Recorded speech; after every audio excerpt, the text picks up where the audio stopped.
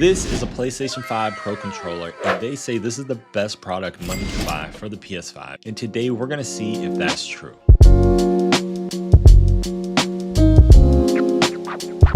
I've had the PS5 Pro Controller for a little over a year now, and I must say, overall, I've had a wonderful experience with it. But with pros, there are almost always cons. In this video, I'm gonna go over the pros and the cons. I'm gonna run a test on the overall battery life, and I'm gonna tell you who I think this device was exactly made for. And you might wanna stay tuned until the end of the video because the last con may make you reconsider purchasing a PS5 Pro Controller. The Pro Controller is unique in that it gives you the ability to change out your sticks whenever you start to experience stick drift. And Sony did us a favor by making the process of changing out the sticks pretty much dummy proof. It's basically just unscrewing a few screws, lifting a few levers, and boom, you have new thumbsticks. But there is a catch. One stick module after taxes is like right around 40 bucks. And at that point, you're basically paying more money for the stick modules rather than getting a fresh brand new controller. Another huge pro for the PlayStation 5 Pro Controller is that it gives you the ability to customize your button layouts. The Pro Controller comes equipped with two paddles or notches that you can latch onto the back of your controller, and you can make them any button that you would like. And during my time using the Pro Controller, I found this very useful in games that require a lot of complex button pushing. So basically, it gives you the opportunity to take your gaming to the next level. You can also reconfigure the entire layout of your controller.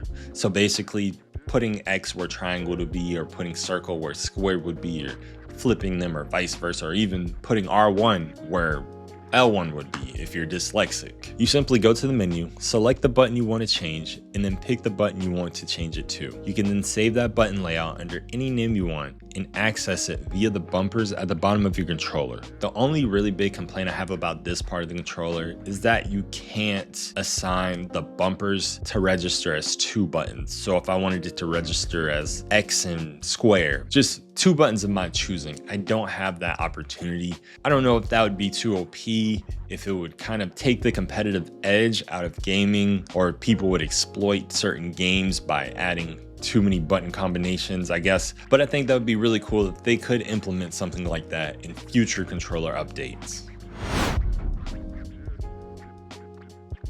The first con I want to speak on is the $200 price point. I think this $200 price point is pretty steep, especially if you're a 9-to-5 gamer like myself. I don't know if the value holds up to what the product is that you're receiving. And on top of that, you do have to purchase sticks or stick modules whenever they break and whenever you have to replace them. I think knocking about $50 off of that price point would have made it a little bit more reasonable. And personally, I've had the PlayStation 5 since a little bit after its release, and I've only ever had to replace one controller. And I am historically bad with controllers. And as I said earlier, the branded stick module from Sony does come in at a heavy price point. So for a typical gamer, it may just be best for you to replace your controllers as they break.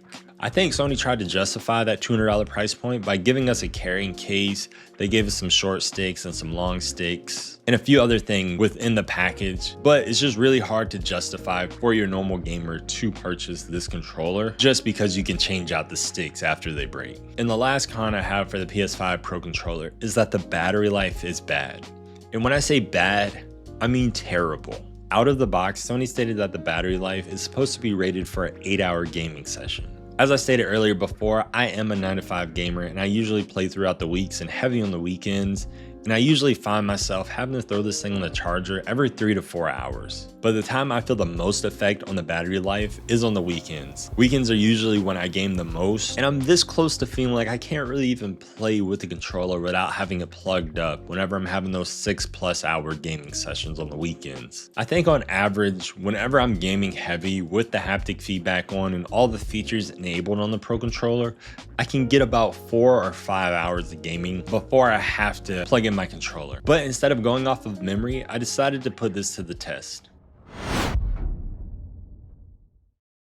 So I took a day where I knew I'd be logging a lot of gaming hours, and I charged the controller to 100%.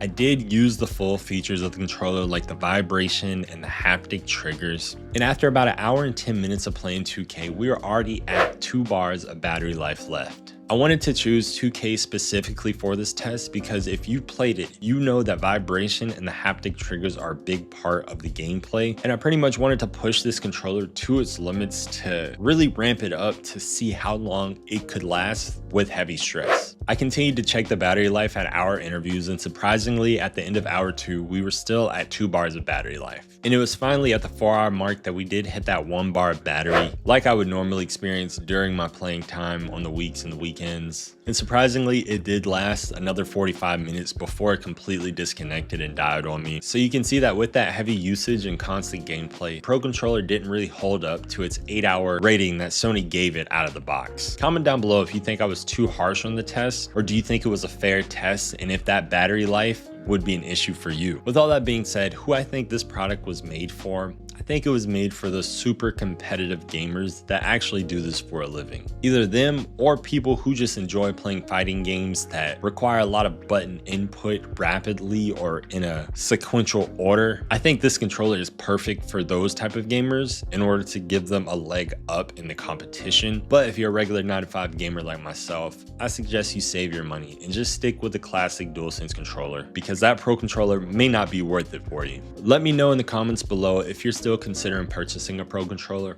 and if you already have one, let me know if you think it was worth the money. And if you guys made it this far, please make sure you like the video and subscribe to the channel. I'll see you guys next time.